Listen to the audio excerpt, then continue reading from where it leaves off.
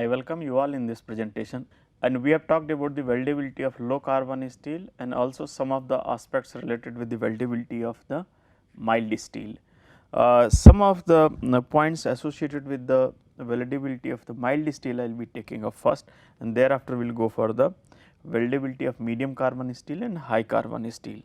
So, as far as the weldability of the mild steel is concerned, we have seen that normally the weldability is good, but if the restraint conditions are high, the carbon content is 0.3, manganese content is 1.4 and the thickness is more than 25 mm, then we need lot of precautions related with the low hydrogen welding procedure, preheat as well as post heat treatment.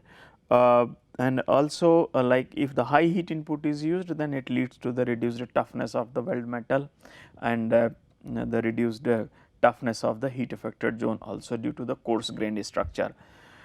So, as far as the preheat is concerned, in case of the preheating in mild steel is concerned, normally no preheat is used under the ambient condition. Ambient means when the temperature condition is more than 10 degree centigrade, then normally no preheat is needed for thicknesses up to the 25 mm. But if the temperature condition is less than 10 degree centigrade, then preheating is done up to 40 degree centigrade. So, under the normal ambient condition, if the temperature is lower than the 10 degree centigrade, then only preheat is needed. Otherwise, preheating is normally not needed in case of the mild steels.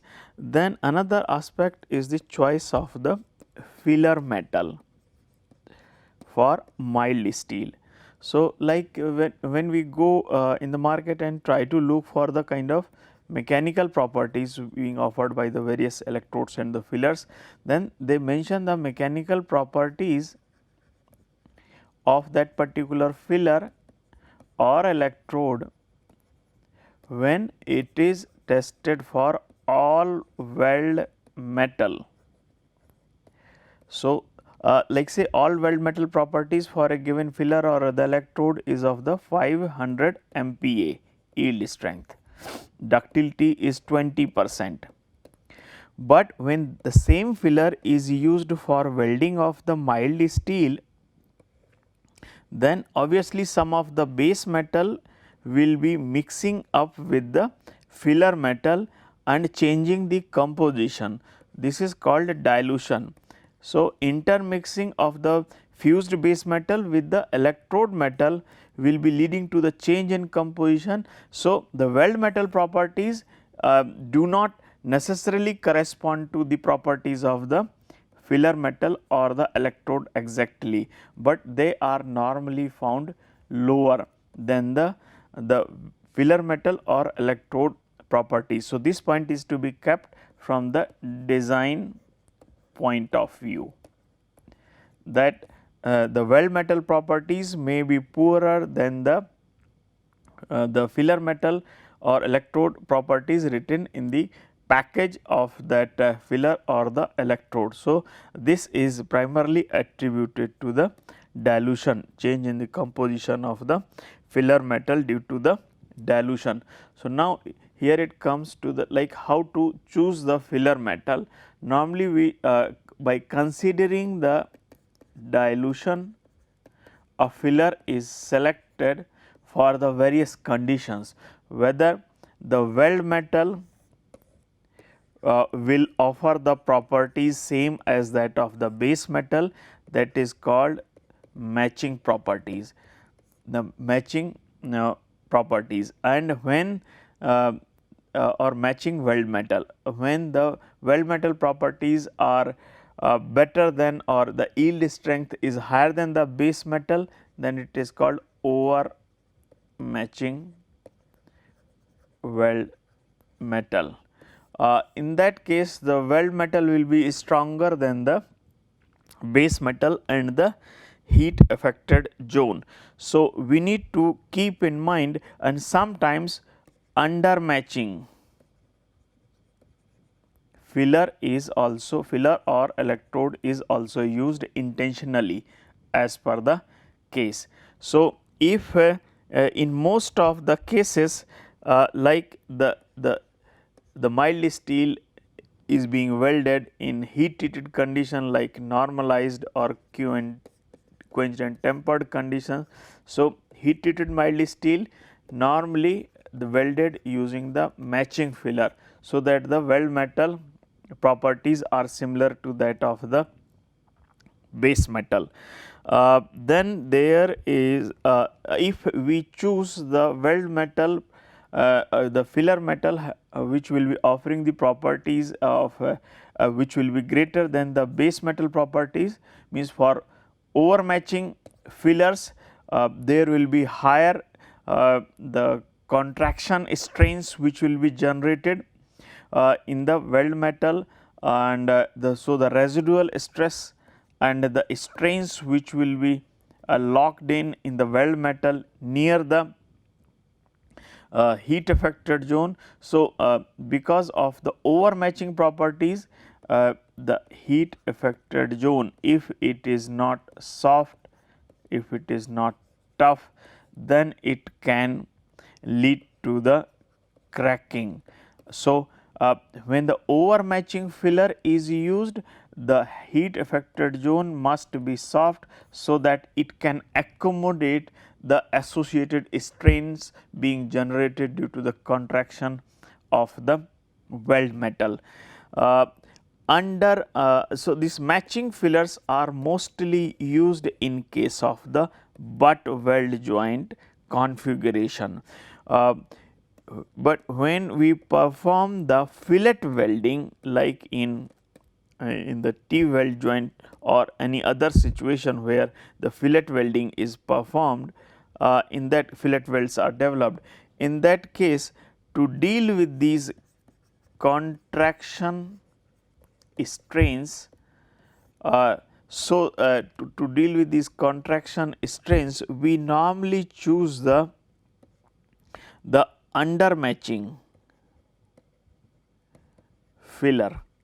Undermatching filler is means the filler is, or the electrode or the weld metal properties will be inferior to that of the base metal, means the yield strength of the electrode material or the filler material or the weld metal which will be deposited, that will be lower than the base metal, and this is primarily done to avoid the cracking tendency due to the residual stress development, and this kind of the approach is commonly used for the fillet welds. So, for fillet welds, under matching filler or the electrode can be used, but this is not the very effective method for avoiding the cracking or to avoiding the stress relieving step, but certainly if the mechanical property requirement is satisfied even with the under matching filler, then in case of the fillet welds, to avoid the unnecessary contraction strains and the residual stresses and cracking tendency, the under matching fillers can be used. So, these are the some of the aspects related to the choice of the filler metal, whether we want the matching or over or under matching filler, whether it is to be performed in the butt joint configuration or the fillet welds are to be made, or the which kind or the what is the heat treatment condition of the mild steel in which welding is to be performed. So, for all matching, for the heat treated mild steel or for the butt joint configuration, normally the matching fillers are used.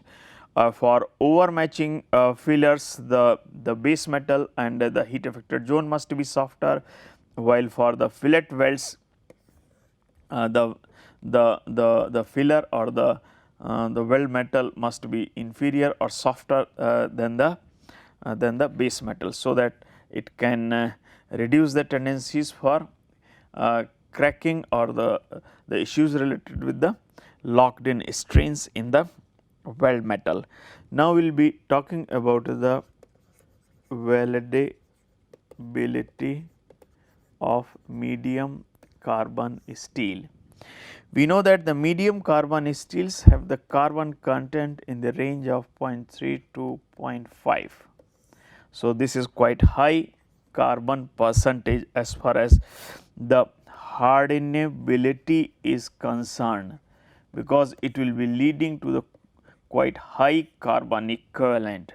High carbon equivalent, higher hardenability with the medium carbon steels leads to the hard, brittle, strong weld metal as well as heat affected zone, which will be of the lower toughness. So, reduced toughness will be leading to the increased cracking susceptibility. So, increased cracking sensitivity of the medium carbon steel is primarily due to the higher hardenability associated with the high carbon equivalent. These are the inherent properties of any medium carbon steel, and therefore, it is important that proper welding procedure is developed so that the cracking tendency and embrittlement of the weld as well as the heat affected zone can be reduced. What are the things which are done to overcome these issues?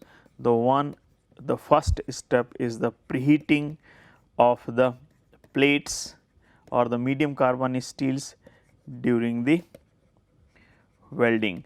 So, what are the factors that will be affecting? So, the primary purpose is what?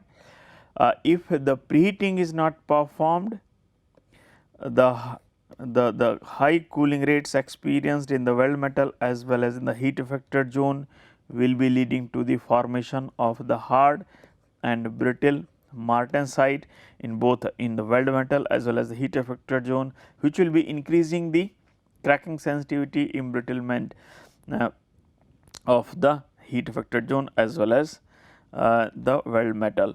So, in order to reduce the tendency of the formation of such hard and brittle micro constituents, the cooling rate is reduced, and so that softer phases like fine perlite or the benite in the weld as well as heat affected zone can be formed.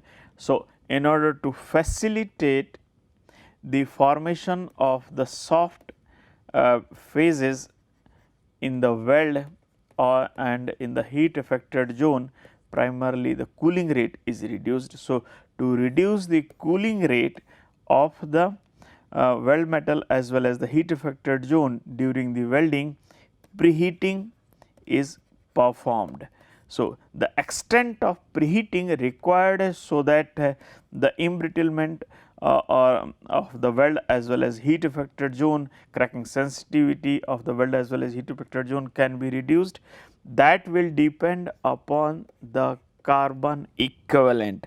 This is one, the thickness of the plate to be welded and the kind of the hydrogen which is present in the environment, that will depend upon the welding procedure. In general, preheat temperature increases with the increase of the carbon equivalent, increase of thickness and increase in the hydrogen in the welding environment, and this temperature of the preheat normally ranges from 100 to 200 degrees centigrade as per the CE thickness and the kind of the hydrogen which is to be taken care of during the welding. So, once we apply the suitable preheat will lower down the cooling rate, will help in forming the soft phases in the weld as well as heat affected zone.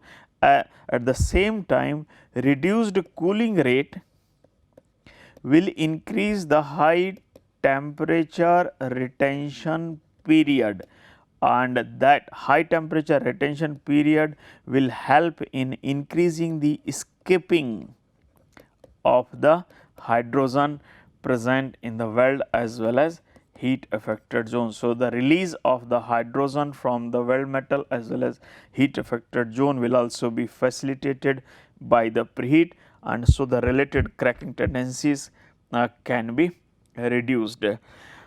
Once the weld has been developed using suitable low hydrogen welding procedure, it is also required to take care of the residual stresses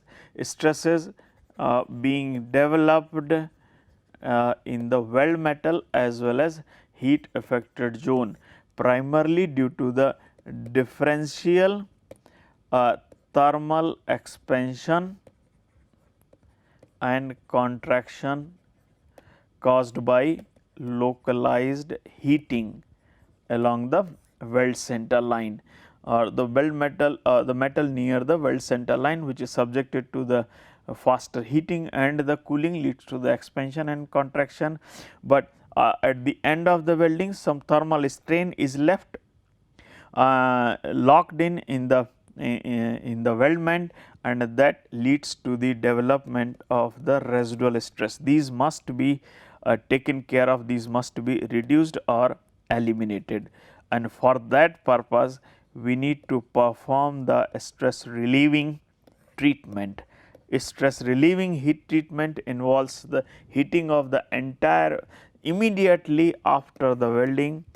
Just after the welding, in the furnace, weld joint is kept at a suitable temperature. Normally it is below the lower critical temperature like 500 to 600 degrees centigrade, depending upon the kind of the metal system.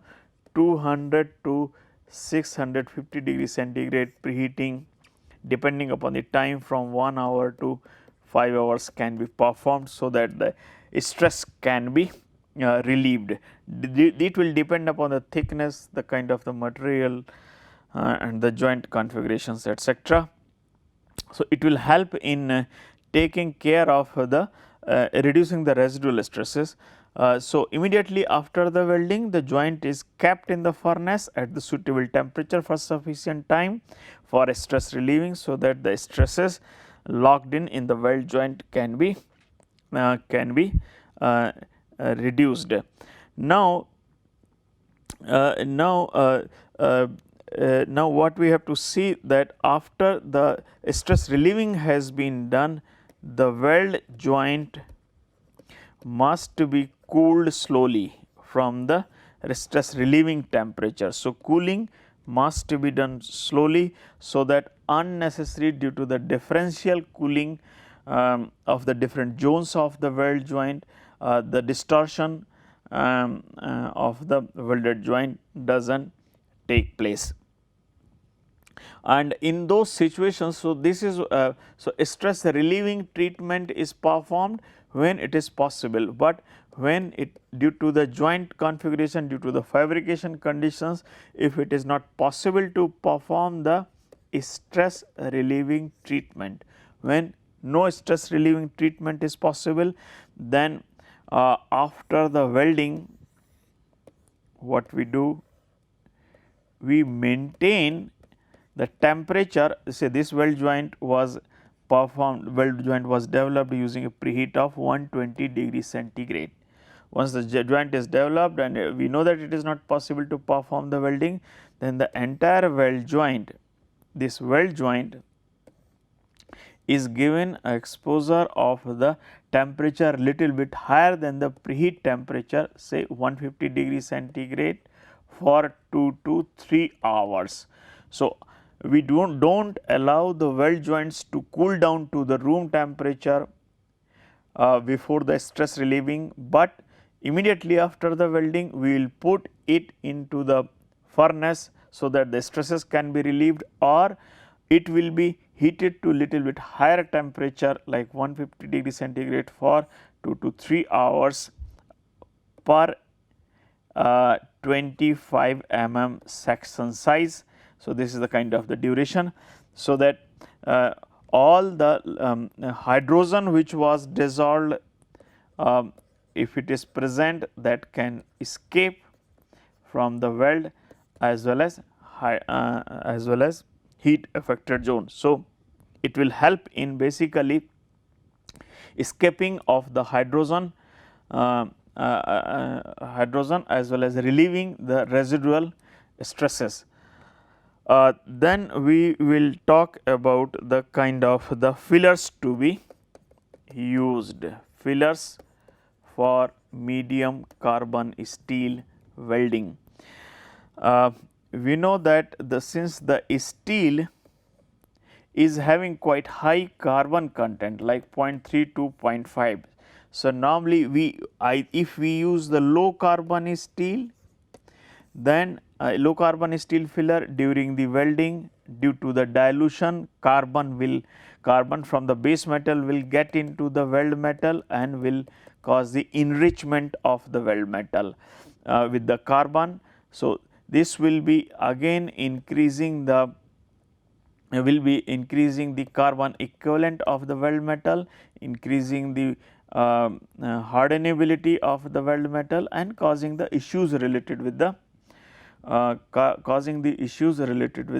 embrittlement due to the hard and brittle martensitic transformation. So, mostly alloy steels are selected in such a way that they do not cause much of the increase in the hardenability of the weld metal. Carbon equivalent is maintained. At the same time, apart from using the low carbon steel, efforts are also made to reduce the carbon transfer or mixing from the base metal. So, how this can be facilitated?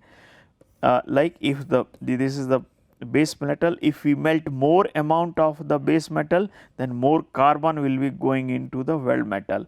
So, what we do? We try to reduce the melting of the base metal, like this is the joint interface. So, we will reduce the melting of the base metal, so that the limited amount of the base metal goes into the weld metal and thereby the carbon transfer of the carbon from the base metal to the weld metal is reduced. This is called dilution. We try to reduce the dilution by reducing the melting of the base metal, and for that purpose what we have to do, we have to reduce the heat being supplied. So, net heat input is reduced, so that the extent of the base metal melting can be reduced to reduce the dilution. So, the transfer of the carbon into the weld metal is reduced. We also we try to use as minimum possible welding current as possible, so that and if the heat input is if the welding current is reduced, very limited amount of the heat will be generated. This in turn will be reduce the weld bead size which is being deposited every time, and this will also reduce the depth of penetration.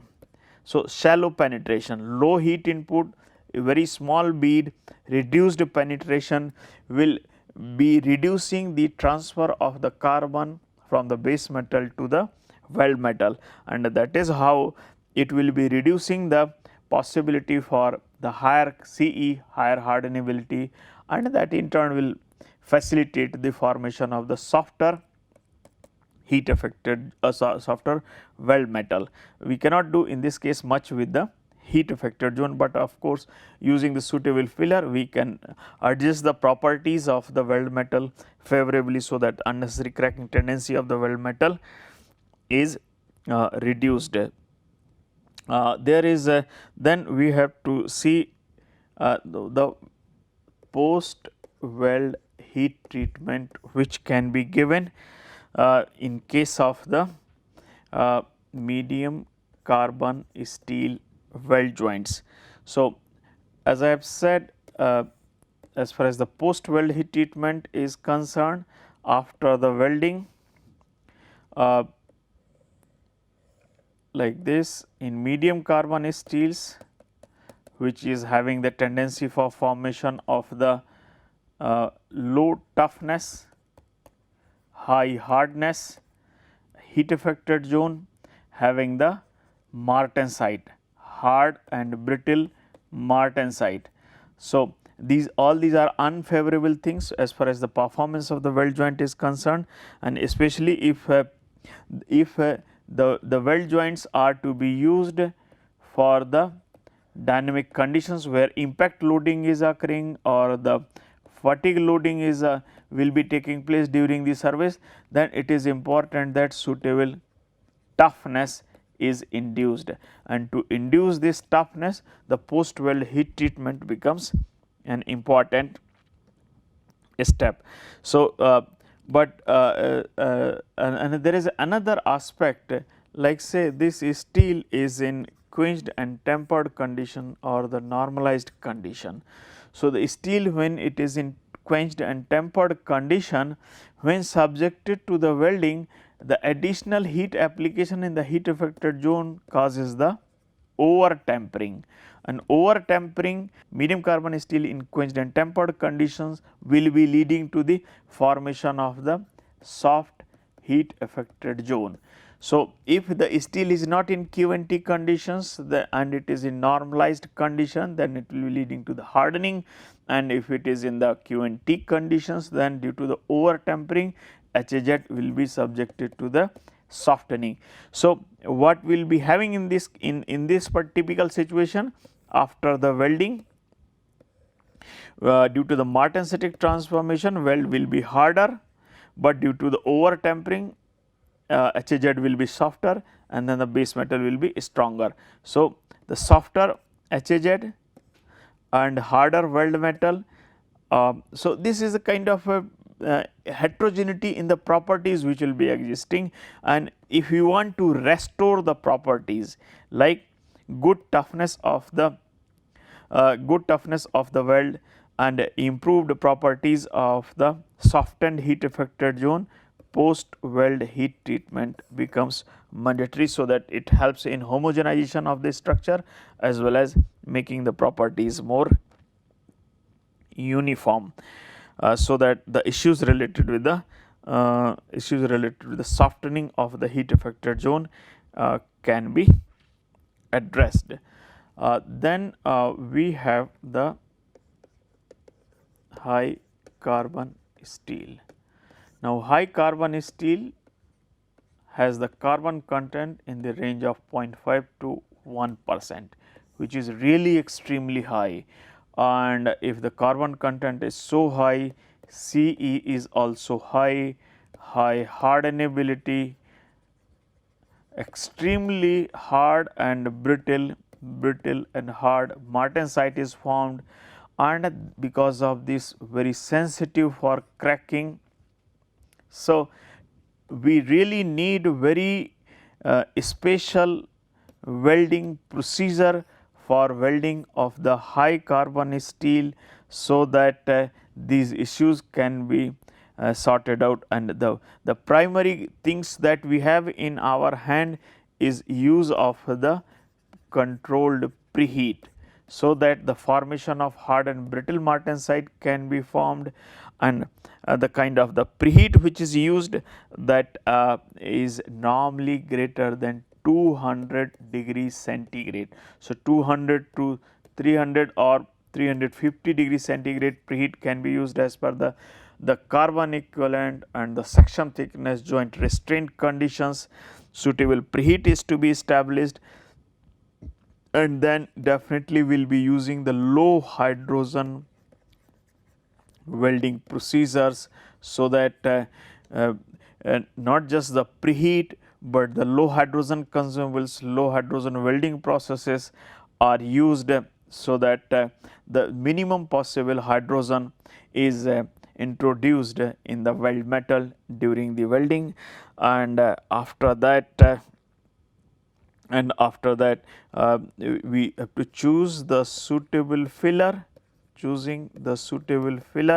So, for as far as filler is concerned, normally low carbon steel filler is used, and the austenitic stainless steel filler is used. So, so basically the softer fillers are used because we need to deal with the issues related with the dilution as well, because high carbon will be going into the weld metal and will be causing the problem of the hardenability. So, normally softer fillers are used of the low alloy steels, low carbon, low alloy steels or the austenitic stainless steel, so that we can take care of the issues related with the carbon pickup, response to the heat treatment and the dilution. So, the selection of the filler becomes crucial in light of the dilution, pickup of the carbon which is going into the weld metal, and the way by which response to the heat treatment or the response to the weld thermal cycle of the base metal is being affected. Now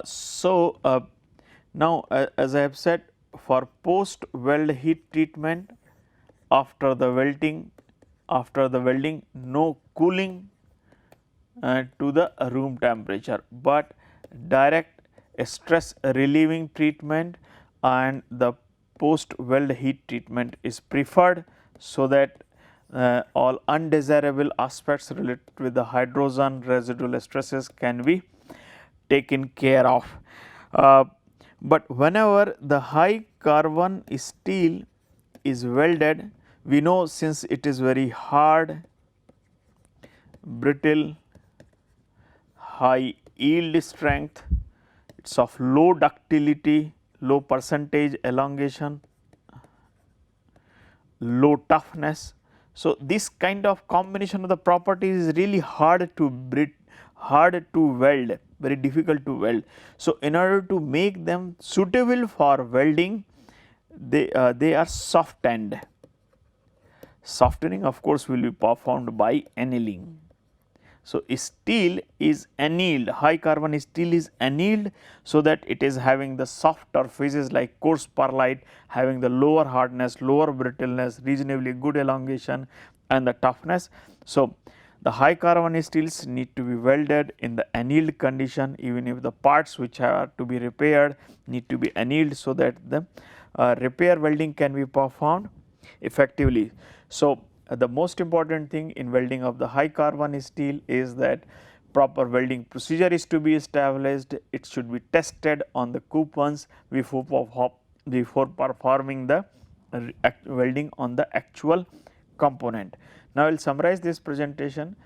In this presentation basically I have talked about the weldability issues related with the medium carbon steel and the high carbon steel, and since both these steels are of the high hardenability because of the higher carbon equivalent. So, the proper procedure for the welding must be established so that the various issues can be taken care of.